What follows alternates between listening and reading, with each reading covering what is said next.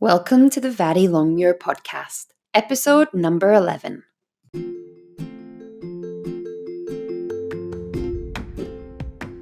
Welcome to the Vari Longmuir Podcast, and as you may have guessed, I'm your host, Vari.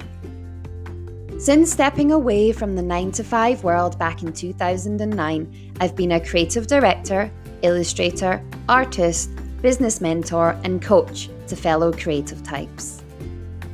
The intention with this podcast is to offer a fresh perspective about what it really means to be a working creative.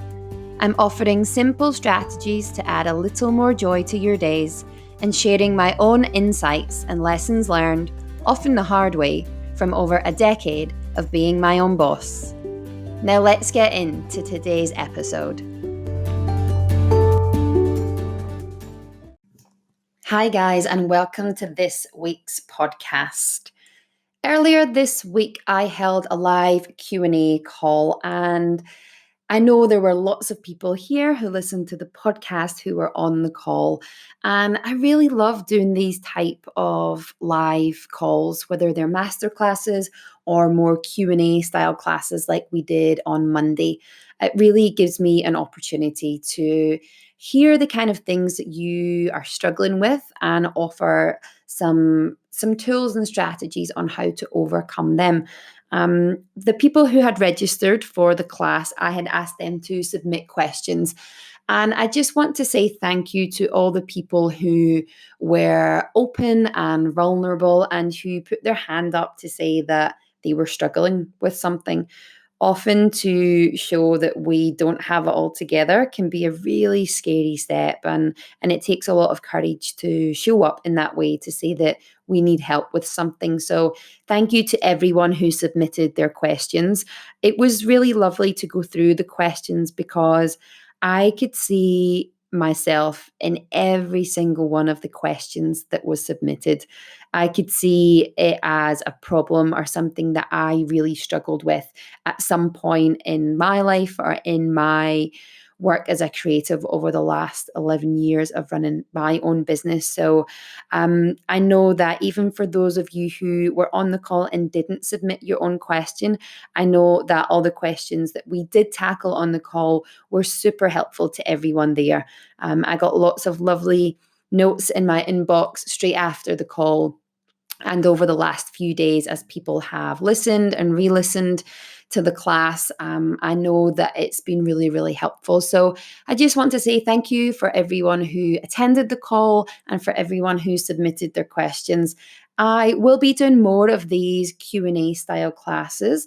They're completely free and I'm planning on doing them on a monthly basis. So if you want to be kept up to date as to when the next class is coming around and to be a part of that class and submit your question for some free coaching, then just hop on over to my website. It's varilongmuir.com and just subscribe to my newsletter there. You can also follow me over on Instagram. I'm just at Vari Longmuir, and I'll keep you up to date there as to when the next masterclass is happening and how you guys can get involved. On to this week's episode. One of the things I hear time and time again is that people really struggle to integrate new routines and new ways of showing up in the world into their daily lives. You might be someone who has read a ton of books, who is listening to podcasts like this one.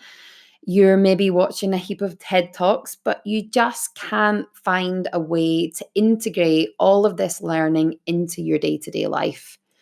So how can we take all of these great principles and concepts and tools and actually apply them in a super practical way to start to feel like we're making progress?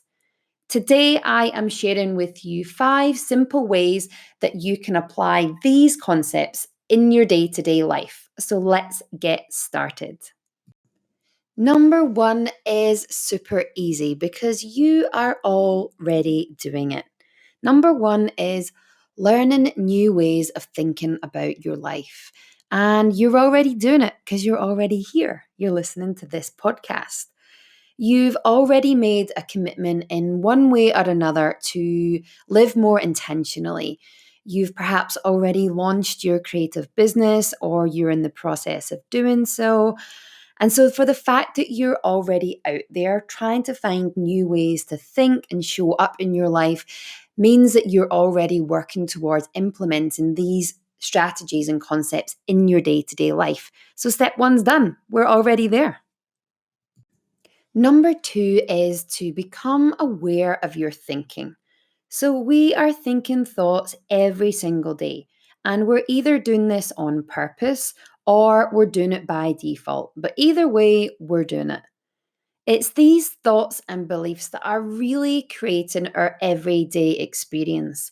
It's not the external circumstances that we often think are creating our life, it's the thoughts and beliefs that we hold about those external circumstances.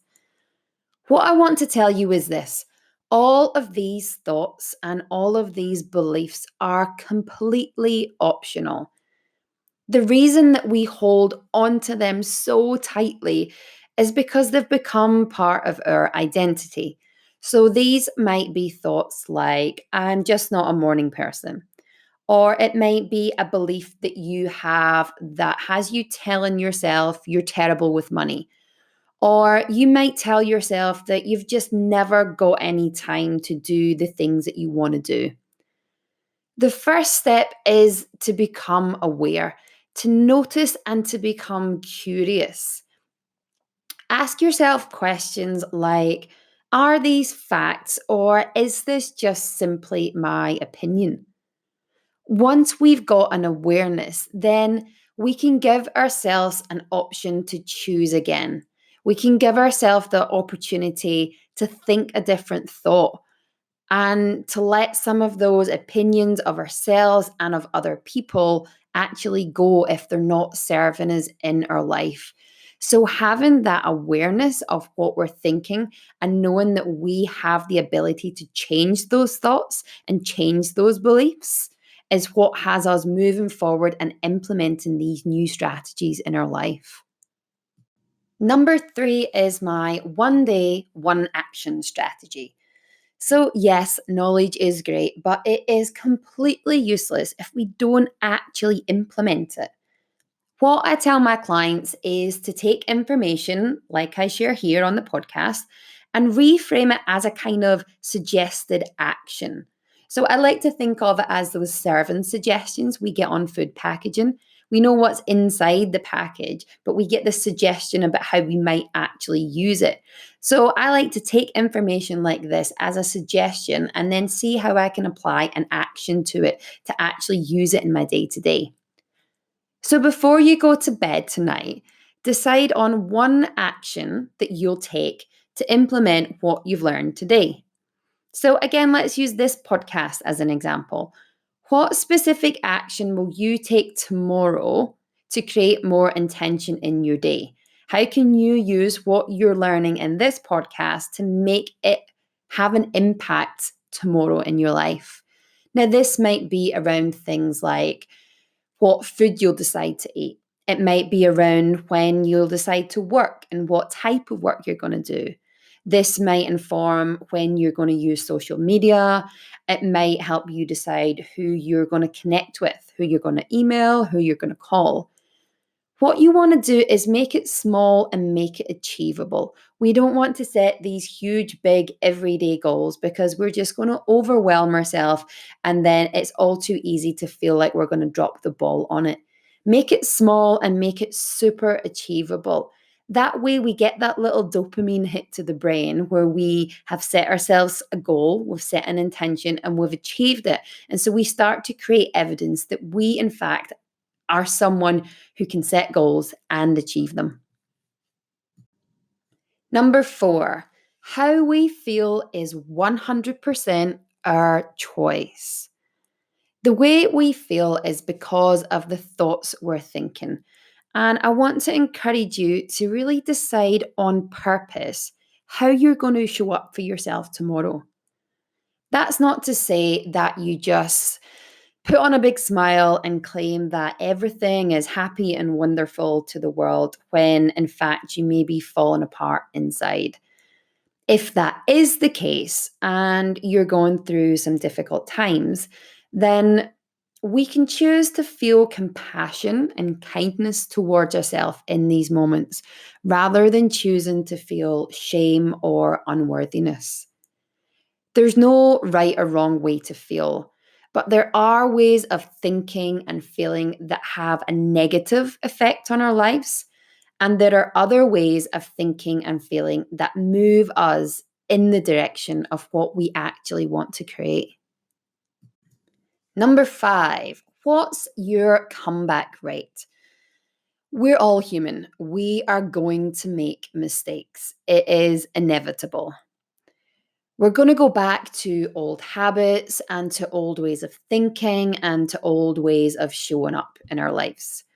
Our brains like what it knows, and it likes to repeat what it's been used to doing, and that is completely normal.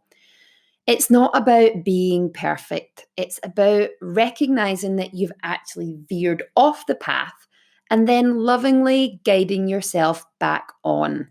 That's where the real progress actually lies.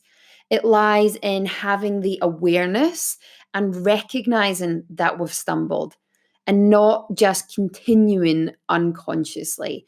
So, what is your comeback rate? How quickly can you recognize that you've defaulted into old ways of acting and old ways of showing up, and then lovingly guide yourself back onto that path?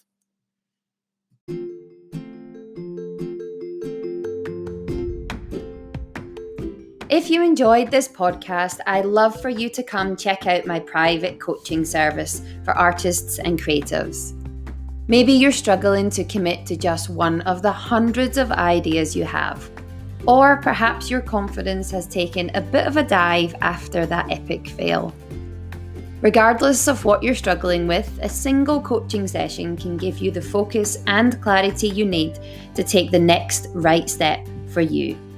Head on over to varilongmuir.com/coaching for more information and to book your session.